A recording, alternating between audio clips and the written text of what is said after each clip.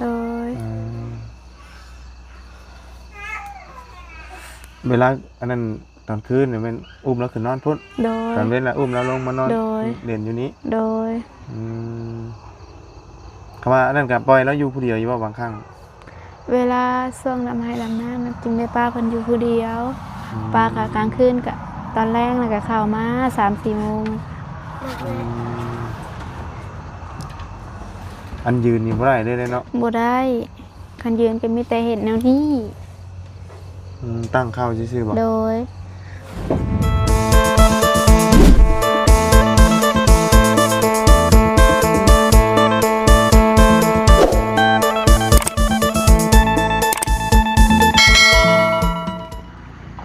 เอาพี่น้องเอ้ยค่ำมืดเลยเนาะมาเบิ่งบรรยากาศแล้วก็ถามข่าวทางแม่ลูกอ่อนหรือว่าน้องลอยก่อนพี่น้องเอ้ยเนาะเป็นจังไดยามค่ำยามแลงเนาะบรรยากาศมันหวาดเสียวจังไดเนาะนอนกันถามว่านอนอยู่นี้นะแต่ว่าตามเห็นก็คือว่าบ่ได้นอนนี่เนาะนอนหลังนั้นเพราะว่ามันบ่เป็นตานอนนะพี่น้องเอ้ยญาติเลยเนาะเพราะว่ามันค่ำมันมืดโอ้นี่แหละลูกเรานอนแต่บ่ด้วยจังไดสบายดีลูกละสบายดีอ้าวเนาะคำเลยเนาะอันนี้ไฟจากพวกนี้นะเน็ตไหม้กันละน้องสาวโดยอ๋อน้องจะคนมีน้องจะคนมีน้อง3 คนเอื้อยคนนึงน้อง3 คนเอื้อยคนนึงโดยอืมโดยอันนี้เตรียมเชียร์เทือนใหม่บ่ด้วยจังไดนี่ไม่เป็นเพิ่นไม่เป็นพอเท่าเป็นพ่อเฒ่าโดยอันจะนอนอยู่พุ่นบ่โดยนอนอยู่พุ่นอยู่พี่บ่กล้านอนพาเพหมดแล้วอ๋ออันอยู่นี่นั้นนอนตั้งแต่ตอนไหนซะนอนตอนผัวอยู่ผัวได้ไปเฮ็ดงานแล้วก็เพิ่นให้คือนอนพุ่นตะกี้จะอยู่กับผัว2 คนบ่นี่โดยพาเราเบาขึ้นเทิงได้บ่โดยได้อันว่าทั้งเทิงเนี่ยพี่น้องเอ้ยเป็นจังไดเนาะถามข่าวแล้วก่อนโอ้คืออันนี้นั่นจึงปึงจึงปางชี้เลยโดยตั้งแต่ใดมาแล้วบ่นี่นะโดยตั้งแต่ใดมาตั้งแต่พ่อแม่อยู่อ๋อแต่พ่อแม่เจ้าอยู่นี่คือแบบนี้เลยโดยอืมเป็นอยากเฮ็ดก็บ่มีเงินเฮ็ดเนาะโดยโดยแต่ว่าตอนเว้นนี่เจ้ามาอยู่มานอนอยู่นี้บ่โดยตอนอยู่กับผัวมันนอนอยู่นี่เนาะโดยบัดนี้เราบ่กล้าโดยบ่กล้านอนผู้เดียวโดยอันพ่อกับแม่น่ะเสียเบิดบ่แม่น่ะได้เสียพ่อน่ะไปเอาเมียใหม่อ๋อพ่อเอาเมียใหม่อยู่บ้านนะบ้านอยู่ในบ้านนี่บ่บ้านนี้แล้วโดยแต่ว่าอันนี้น่ะเป็นเพื่อนพ่อเพื่อนแม่เนาะโดยเพื่อนพ่อเพื่อนแม่โดยอันนี้เอื้อยบ่ผู้นี้นะโดยเอื้อยเนาะผู้เอื้อยกับปากบ่ได้เนาะโดยแต่ว่าเพิ่นเอาลูกเอาหยังช่วยได้อยู่ได้เนาะถือว่าผัวไปหาเงินหาค่ำถ้าไปตลอดนะบ่เพิ่นไปได้เดือนปลายโดยผัวอยู่บ้านไหนก็ผัวบ้านโคกกลางบ้านโคกกลางนี่มันโคกไหนนี่โคกกลางย่างสูงเมืองจำพรอยู่เมืองจำพรพุ่นโดยคนละเมืองเนาะโดยอันเฮาอยู่อันอยู่นี่มันเป็นเมืองอาจจะพังบ่โดยเมืองอาจจะพังท้องอันอยู่ตอนนี้เนาะโดยโดยพอดีทางบุรีเพิ่นเข้ามามีอย่างเมื่อกี้นี่พี่น้องเลยเนาะโดยเพิ่นเข้ามามอบสิ่งมอบของให้บ่โดยเนาะทางน้องลอยพี่น้องเนาะแม่เสียเนาะโดย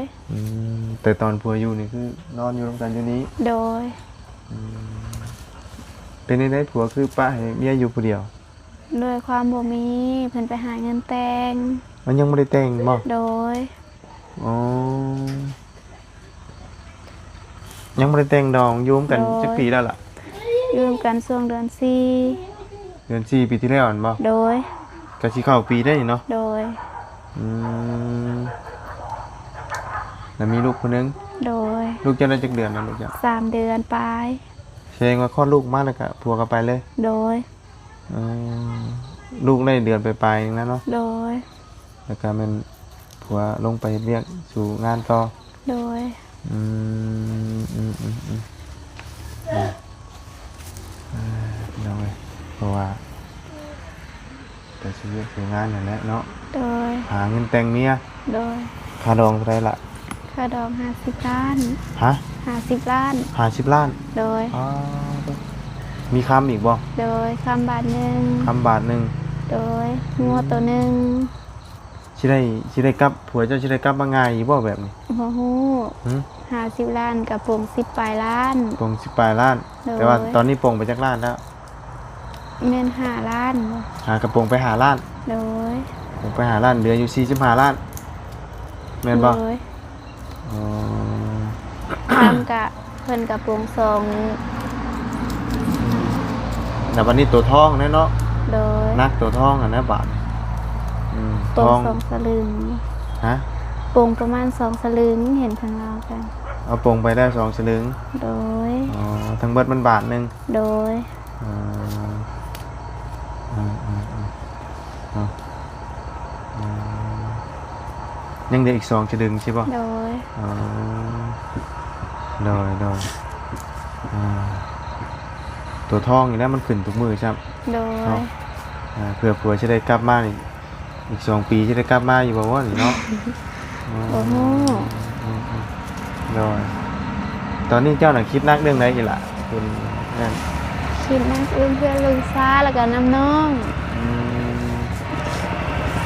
ม 1ก็คิดน้ำน้อง2ก็คิดน้ำเพื่อน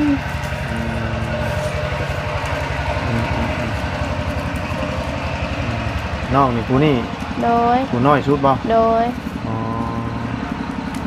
ตอนนี้น่ะอยู่น้ำกันถ้าว่าคือผัวเจ้ามานี่กะเราก็มาอยู่นำบ่นี่ เพิ่นกลางเว้นเพิ่นมาอยู่น้ำกลางคืนแล้วเพิ่นคือนอนอยู่เฮือนเฒ่า อืม เพิ่นนอนน้ำเอื้อยนอนน้ำน้าสาว อืม น้าสาวก็บ่มีผู้คืนนอนน้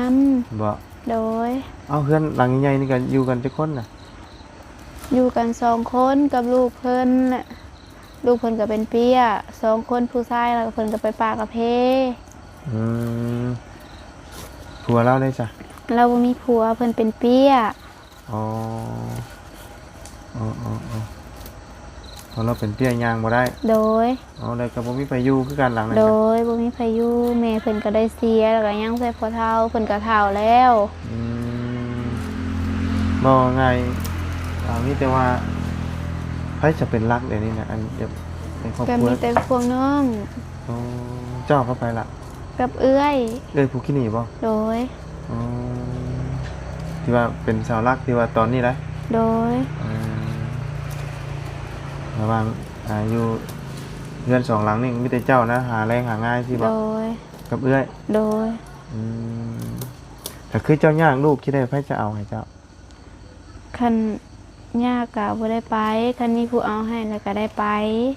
อืม เวลาอยากไปหากินก็ให้เอื้อยเอา อืม แล้วก็ไปหาพัวหอย หน่อยเวลามันยากอหย่างแห้งนี่เนาะ โดย เอาไงเพื่อนนี่ตั้งแต่พ่อแต่แม่ก็คือแบบนี้เลย โดย สภาพแบบนี้ โดย มีแต่ว่าตอนเว้นตอนอย่างเงี้ยมันเจ้าพากันมานอนนี้ โดย นอนเด่นมันแปลนแน่เนาะ โดยแต่ถ้าป้าไปมันเฮงสิห้างไป โดยมันยังสิเป็นเพื่อนห้างแบบว่าบ่กล้านอนเลยเนาะ โดย อ๋อแม่เจ้าก็เสียอยู่เพื่อนหลังนี่บ่ โดยเสียอยู่หลังนี้ อ๋อแล้วเป็นหยังก็ เราเป็นเบาหวานและก็หลายอย่าง อืมเป็นเบาหวานหลายอย่างหลายสิ่งเนาะ โดย ก็อุกใจอยู่นะพี่น้องแล้วมันขาดเสาหลักเนาะ โดย ผัวมาคิดนักตรงแต่ผัวกับบริยูน้ำอีกบัดนี้ โดย จักเมื่อใดผัวจะได้มาอยู่น้ำบัดนี้ โดย ราะว่าผัวนี่จุดหลักๆเลยนี่มีแต่ว่าไปหาเงินค่าดองเท่านั้นบ่ หาเงินกระดอกแล้วก็หาเงินซื้อข้าวซื้อหยังให้ลูก อืมเอาข้าวน้ำนี่เจ้าบ่ได้เฮ็ดบ่ใช่ เฮ็ด นะ ก็เฮ็ดน้ำเพิ่นเฮ็ดน้ำพ่อเฒ่าบ่มีหน้าเอง เฮากินน้ำกันสิบ่ล่ะ โดยกินน้ำกัน คือบ่ได้แบ่งเนาะ โดยบ่ได้แบ่งข้าวบ่หลาย โดย ข้าวบ่หลายเฮาก็บ่ได้แบ่งว่าติ โดย นิดแต่ว่าหาอยู่หากินอหย่างทุกสิ่งทุกอย่างมันอยู่นํกัน โดย โดยปลาชะเนาะเมื่อเบิ่งทางนั้นเบิ่งไป โดย เป็นจังได๋อ้ายเบิ่งทางนั้นก่อนบาดนี้มาเบิ่งทางเงินตัวแล้วนอนก่อนทางวลีเนาะท่านได้เมื่ออยู่เฮ้ยวลี โอ้สบายดีเด้อบ่บุญเด้อ โดย ตากะมาบ่ โดยหากนมานี่แหละแล้วเมื่อกี้ไปเบิ่งเพื่อนอันนั้นอันแล้วนอนกับผัวแล้วเนาะ แม่นอันนี้เพิ่นบ่เฒ่าตัวนี้ อืม บ่เฒ่าและอันนอกอย่าพักไม่โคบ่ อ่า ขึ้นไปเบิ่งแล้วอันนั้นน่ะสาวลาวอยู่นี่สาวก็เป็นเปี้ย อันแรกก็ยังได้ว่ามาเบิ่งทางนี้น้ำหมา น้องกับพี่น้องก็เป็นน้ำก้นนะ เอาน้องเราบ่ น้องแท้ๆนี่ผู้นี้น้อยนี่ โอ้หลายสิ่งหลายอย่างอัน แล้ นี้ วก็เอื้อยก็เป็นปลาคือเป็นใบลุมหมดเลยนะ เนาะมรสุม มรสุม ผัวกันนี่ พวกก็ไปหาเงินอยู่ไทย เอานั่นนี่ นี่ หนีหาเงินเด้ โดย โอ้ แล้ว ย ขึ้นไปเบิ่งบ่บุญเลย เดี๋ยวกลับไปเบิ่งกันถาเมื่อพร้อมกันเด้อ จังหวะนี้แล้ว เจ้าสิไปให้ต่อ ไว้กระทากันกว่าจิเมื่อก่อนบ่ ย่านแท้ แล้วย่านผีแล้วผีชาหลายเดียวนี่ โอ้ข้างหม้อยังฉลาดน่ะ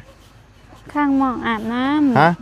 ข้างหม้อเฮาะน้ำร้อนลูก โอ้ต้มน้ำร้อนให้ลูกอาบ โดย ขึ้นเด้อ โดย อึบใส่กูกลัวดูเนาะนี่บ่พากันอยู่นะ โดย เทิงๆนี่บ่ไผจะอยู่นะ เบิ่ง บ่มีบ่ โดย สบายดีเด้อเนาะนี่ผู้นี้บ่ผู้ละสาว โดยผู้นี้ นี่คือละสาวเนาะ โดย โดยพากันอยู่ทั้งเบิดตอนนี้นะ6 คนบ่ โดย รวมทั้งลูกเนาะ โดย เป็นแต่เกิดแต่ที่ทั้งละสาวกะ โดย ใช้ฉันน้องผู้ใดที่ว่าเป็นอันนั้นผู้นี้บ่จ้ะ โดย อันนี้ก็เป็นแต่เกิดบ่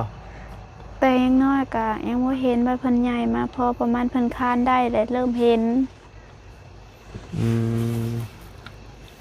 ประมาณค้านได้แล้วเห็นนั้นว่าอัน โด นี้ ย เบิ่งให้อีหล่ะอันเป็นนี่แหละเราคันบ่ โดยเพิ่นคันแล้วก็กาวแล้วก็เลือดออก อยู่พี่ก็มีน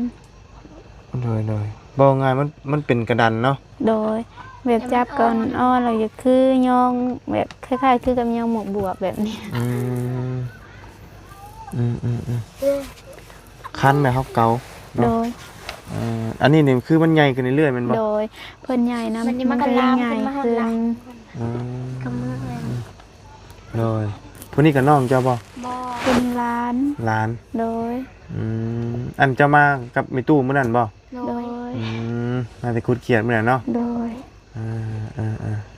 แม่ตู้เจ้าบ่ได้อยู่นี่บ่จ้ะ บอไม่ เพิ่นอยู่ ตู้ เฮือน มีเพื่อนต่างหากอีก โดย อืม อันนี้คอยมาลินน้ำลาว โดยมาเล่นน้ำผู้นี้ โดย คือเจ้าตอนนี้นะมันมรสุมหลายอย่างเนาะ โดย ที่ว่าเครียดนักเนาะ โดย คือแบบว่า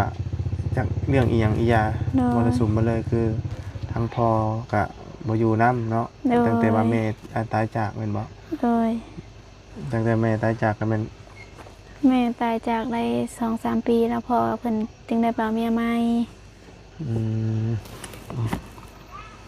ตายประมาณ 2-3 ปีแล้วเราไปจังไปเอาเมียไหม โดย อ๋อแล้วเจ้าก็พากันเลี้ยงตั้งแต่พวกนี้จะปีใช่ ผู้นี้ก็ เลี้ยงกะแบบบางทีเพิ่นก็ไปอยู่น้ำพ่อแน่มาอยู่พี่แน่นะเพิ่นยังน้อย ไปมา โดย แต่ตอนนี้น่ะลักๆอยู่น้ำเจ้าบ่ โดยตอนนี้เพิ่นมาอยู่พี่ แล้วคืออันเราเป็นนี่เคยไปกวดอยู่บ่ บ่เคยอยากไปกวดกับบ่มีเงิน มีแต่ว่าปล่อยมันใหญ่ขึ้นไปเรื่อยๆเนาะ โดยมีแต่ปัวหักไม้น้ำพื้นบ้าน แต่ว่ามันก็บ่เซา โดย ซุมื้อนี้ก็ป่วยอยู่บ่ ช่วงนี้บ่ได้อันนั้นแล้ว ปกติเอาหยังจะอันทายแล้ว ทายา ยาแบบประเภทยาน่ะซื้อมาทาอะไรกับไข้แน่ทันยาเมื่อแต่กะเพิ่นกะคันแล้วก็เลือดออกเกาแล้วก็ คือช่วงหน้าๆนี่ยังคันบ่ถามเราดูบ่ล่ะคันบ่ เว ช่ว ลาง เพิ่นนอนกลางคืนมันสิมาคัน กลางคืนบ่ โดย 2-3 คืนนี่เห็นเพิ่นเกาตลอดแบบเพิ่นคัน อันนี้นี่คือมันมาหอดหลังแล้วนี่เนาะ โดย อ๋อจักสิเป็นหยังก็ยังบ่ทันฮู้อยู่ โดย อ๋อ มื้ออื่นทางบ่าวเตียงเพิ่นสิพาไปกวด พาไปกวดห้องหมอเพิ่นบอกดีว่า โรงหมอบ่แต่เพิ่นสิพาไปกวดอยู่ไสก็ยังบ่ฮู้นำเพิ่นเป็น อันนี้มันเป็น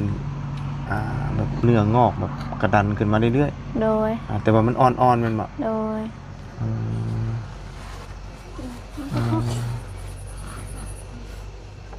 มันสิเบ่งขึ้นมาเรื่อยๆแล้วมันสิใหญ่ขึ้นไปเรื่อยๆตัวนี้ โดย บ่มีซีดลงเลย แต่ว่ามันลามมาหอดหลังเนี่ยเนาะ โดย แล้วนอนบ่เราบ่เจ็บบ่ เจ็บกะจำเป็นได้เนาะ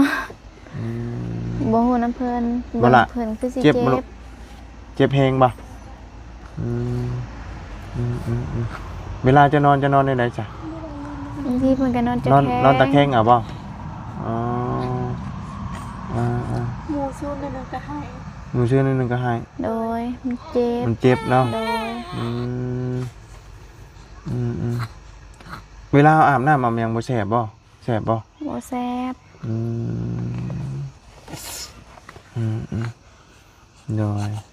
แล้วอันคือทั้งเจ้านี่ได้จ้ะเวลาสิไปหันไปนี่เฮ็ดได้จ้ะเว มี ลา แต่ค้านไป เอาว่าเขา ตัวเขาค้านไป เวลาแบบว่า ไปค้านไปก็ไปอยากล่มก็ล่ม คานไปได้แต่แถวนี้ โดย เวลาถ่ายเบาถ่ายหนักก็อยู่ได้นี่เบิดเลย โดย เพราะว่าเฮาไปได้แต่ซ้ำนี้เนาะบริเวณนี้ มันขึ้นทางเงื่อนไหนนั้นคนนี้อุ้ม เอาขึ้นเทือนนี่ผู้นี้อึ้ม โดย บัดผู้นี้บัดเว้าบ่ได้เนาะ โดย บัดผู้นี้บัดย่างบ่ได้ โดย แต่ว่าหูเรายังดีอยู่บ่หูเราได้ยินดีบ่ พูดนี่ฮะ อ่ะ บางคำก็ได้ยินบางคำก็บ่ได้ยินคันเพิ่นปีนหลังใส่แล้ว เพราะว่าส่วนหลายนี่คนเป็นใบ้นี่บ่ค่อยได้ยินเนาะหูเนาะมันทุกคนเนาะ โดย มันเกี่ยวสัมผัสกันเบิดเลยแหละ โดย มันสิสัมผัสกันว่าหูกับการเว้านี่มันสิบ่ได้เนาะก็หลายคนอยู่ในบ้านก็3-4 คนนี่ก็เฮาเอิ้นนี่บ่ได้ยินถ้าว่าหันหน้าเฮาเฮ็ดซี่มือนี่ได้ โดยอันอยากใส่เพิ่นก็มีแต่มือใส่แบบมือแปรกันแบบยังให้ ได้ นะ ภาษามือ แบบยังให้ ภาษามื ป้อน เดียวเลย ข้าวนาซาวก็เฮ็ดแบบนี้แต่เพิ่นก็ป้อน โดยทั้งละ3เจ้านี่จักปีจ้ะ 24 24ปี โดย เจ้าเด้ 16 16 โดย แล้ว24ก็ยังหนุ่มอยู่แล้วกันเนาะ โดย แต่ว่านี่16มีลูกหนึงเลยก็ได้หน้าตาก็อันนั้นเลยแต่ว่าอุ้มหลานอุ้มหยังอุ้มได้ปะ เป็น บ่ได้ บ่ได้เลยบ่ โดย ทำเอานั่งตักเลยขโมยจับแหละได้ เพราะว่ามือเราเนี่ยมันบ่มีแฮงเลยบ่ มือแบบจับบ่ได้เลยมีแต่ยึงแบบนี้ คำซี่แล้วซี่ได้แล้วเอานิ้วกลางซี่คำไส้ได้ปนี้ได้ เวลาเรากินข้าวเรากินเองบ่ บ่ มีแต่ลานป้อน อ๋อป้อน โดยคันเวลาเพิ่นอยู่ผู้เดียวแล้วก็กินเองก็พอแห้งเพื่อสิได้กิน มันหล่นลง โด เลยเนาะ ย กินเองกับแบบประเทศปิ้งคันแกงก็แบบมันก็เฮีย ประเภท พวกแกงพวกต้มนี่มันกินเองบ่ได้เลย โดย ว่าพวกที่เป็นของแห้งของหยังนี่ว่าอันนี้มันกินได้ โดย อืม เอาอยู่ อืม เนี่ยไหม ประเภทจับอีหยังมันบ่ได้เลยสองข้างเลยเนาะ โดย อืมแต่ว่าหลักๆตอนนี้ก็มีแต่เจ้ากับเอ้ยนี้ โดย อ๋อถ้าว่าสมมุติว่าสิไปพร้อมกันนี่ไผจะเอาลูกเจ้า บ่มีกะมีแต่ไปป้าน้ำยา เอาน้ำยา ใส่แล้วก็น้ำน้องปลานางปลาเพิ่น อืมผาหมูเลี้ยง โด หมู ย เอาซอย โดย อืมหรือว่าหลักๆเลยก็คือมีแต่2คนเนาะ โดย แบบว่าเป็นเบัดครอบครัวเลยเนาะมาทั้งน้องมีทั้งเอื้อยทั้งน้าสาวอะนะทั้งน้องมาเป็นอันเราเป็นนี่แหละ โดย อืมเจ็บเนาะเราบ่ได้เข้าโรงเรียนบ่ครับ เขาเฮียนอยู่ปหนึ่ง ปหนึ่ง โดย อันนี้นั่นทั้งพ่อกับแม่เจ้าน่ะบ่ได้อยู่บ่พ่อแม่ ออกมา พ่อน่ะออกนะแม่น่ะเสียแล้ว พ่อแม่เสียแล้ว โดย อืม น่าจะพอ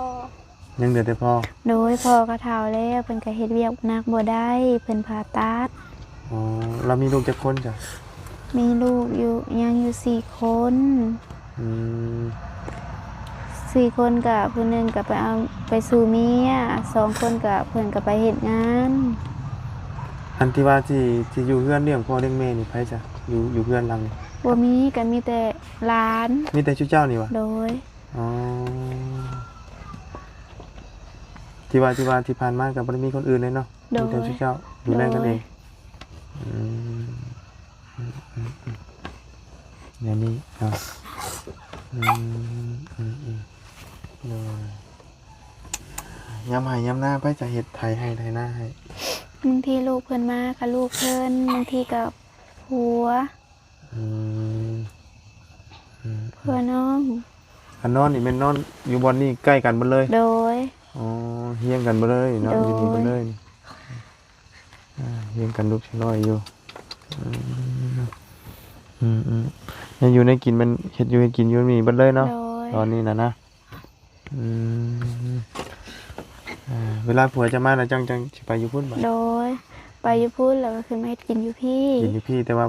ถิ่มพี่บ่ได้เนาะ โดย เพราะว่ามันบ่มีไผเนาะ โดย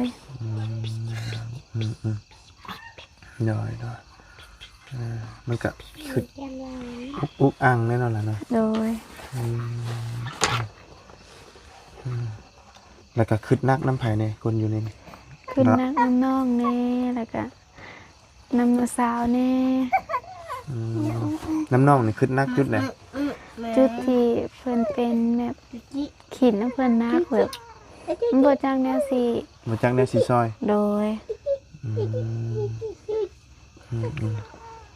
เห็นแต่ว่าเพิ่นเจ็บเพิ่นเป็นแต่ว่าเขาซอยยังบ่ได้ โด เนาะ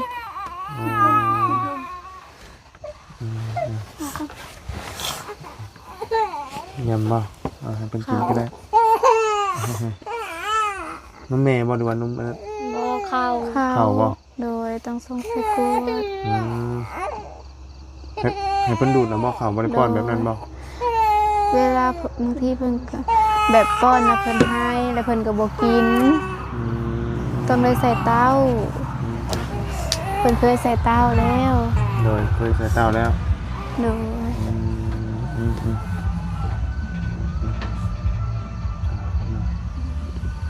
อยู่กันแบบนี้แหละพี่น้องเอ้ยเนาะยามค่ำยามคืนจ้ะอยากไปสิเบิ่งไผเนาะ โดย เวลาอันนั้นตอนคืนเนี่ยมันอุ้มแล้วขึ้นนอนพุ่น โดย ตอนเว้นแล้วอุ้มแล้วลงมานอน โดย เด่นอยู่นี้ โดย คำว่าอันนั้นกับปล่อยแล้วอยู่ผู้เดียวอยู่ว่าบางครั้ง เวลาช่วงลำไห้ลำหน้ามันจึงได้ป้าเพิ่นอยู่ผู้เดียวป้ากะกลางคืนกะตอนแรกแล้วก็เข้ามา 3-4 โมง อันยืนนี่บ่ได้เลยเนาะ บ่ได้คันยืนก็มีแต่เห็นแนวนี้ ตั้งเข้าซื่อๆบ่ โดย เลย นั่งประเภทแล้วนั่งนี่ก็นั่งได้แต่ท่าเดียวบ่ล่ะ โดยนั่งได้แต่ทานนี่แหละ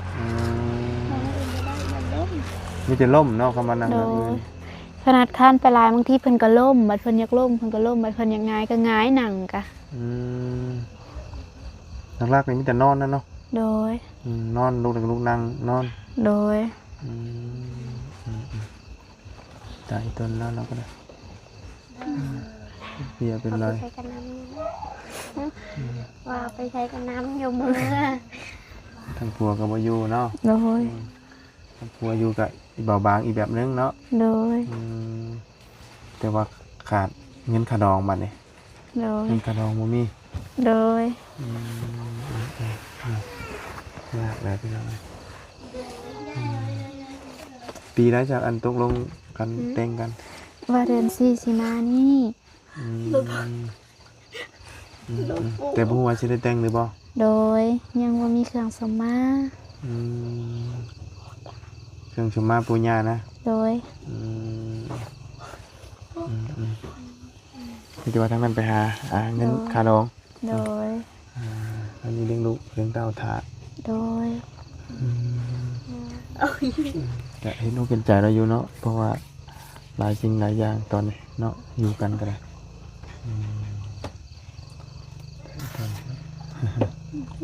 โอ้แกเสือแกยังเวลาอาบน้ำเลยจะไปอาบให้เรา เราดูเถอะ คุยถึง มีแต่ผู้เดียวนั้น โดย แย่ปะวันนี้คือ มีแต่ผู้เดียวนั่นเนาะที่บ้านดูแล โดย บัดทุนั่นบัดปากบ่ได้ป่านนี้เนาะ โดย พวกนี้บัดเป็นเปี้ยเนาะบัดผู้น้องผู้นั้นบัดเป็นอันนั้นอีก โดย จักกันได้อายุหากินกันผู้เดียวป่านนี้เนาะ โดยคันบางทีไปกวนมันแล้วก็แล้วบ่ได้ไปหา รับจ้างบางคนมัน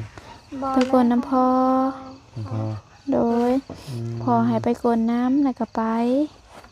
เขาก็ให้เงินอยู่ตอนเนี่ย อ๋อแล้วลูกได้แต่แบบนี้เนาะ โดย หัวเข่าแล้วมันบ่อันนั้นเป็นหยังบ่ด้านเป็นหยังบ่ จะมันด้าน หัวเข่านี่สิด้านแห้งอยู่เพราะ โด ว่าย ใส่ถึงหัวเข่าเนาะเวลาลูกนี่หนังคานไปนี้เนาะ โดย คานไปแต่บริเวณนี้ที่ประหอดชานพื้นที่ ไปตะคางหั่นเดินเพิ่นอาบน้ำหั่น เกี่ยวไปพุ่นตกพุ่นเนาะ บ่ได้ไปอันเดียวซันสลุ ย่านนะมันแบบซานนี่ตั้งแต่เขายังน้อย แล้ว แล้วใหญ่ อันนี้ให้ลูกแบบนี้เนาะ โดย เอาจังไดก็สู้ๆเด้อล่ะ โด เด้อย เนาะให้จังไดสามันได้เกิดได้เป็นขึ้นได้ไปก็ได้มีแต่เบิ่งแย่งกันแหละเนาะมีแต่ว่ามื้ออื่นมาเตียงเพิ่นสิพาไปกวดบังกรที่ โดย แล้วมาแล้วบ่มึง มาแล้วมาแล้วก็เพิ่นก็พาลูกเพิ่นไป ไปวาด ไปวาด ลูกไปเกลือปลา พาลูกไปเกลือป๋า เอาลูกเราออกมานำ โดย ต้องอยู่นี่ โดย โดยเนาะไปซะเนาะบ่บุญก็สิออกแล้วบ่รีเมื่อปะเลยเด้นี่ ยังอยู่ ยังบ่ โดย ให้ดอกบ่รีก็สายดึกเนาะ โดย จังไดก็สู้ๆเด้ออีห โด ลาเด้อย สบายดี เบิ่งบ่บุญบ่บ่ซื้อนะมีแต่เอาเงินให้เจ้าไปซื้อสู่อันน่ะสาวเจ้ากินเด้ออย่าง โดย น้องนุ่งเจ้านี่แหละ ขอบใจเด้อ ไปซื้อกินเด้อ โดย เจ็บก็ทนเอาเด้ออีหลาเด้อทางเบิ่งเพิ่นพาไปกวดเด้อ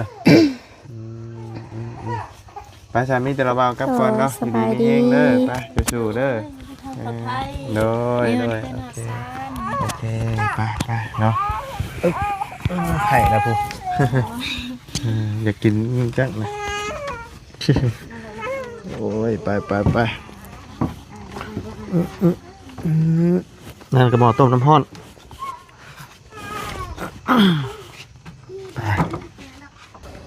ชีวิตลันทดขนาดเนาะทั้งน้องกะบสบายทั้งเป็นใบทั้งสาวกะเป็นเปี้ย โอ้ยเนาะมรสุมมาดีผู้เดียวคือว่าเนี่ยในบางวันน้องเป็นห้องไห้เนาะป้าสาวพี่น้องมีแต่ออกก่อนบัดนี่มืดอ่ะพบเจอกันใหม่เด้อเนาะมื้อหน้าอีกแล้วจังมาหาเพิ่นใหม่ไปเด้อกับพี่น้องขอบคุณเพื่อนพี่น้อง FC ที่กลับมาติดตามนะครับส่งไปให้กำลังใจเด้อเนาะไปพี่น้องไปเด้อสวัสดี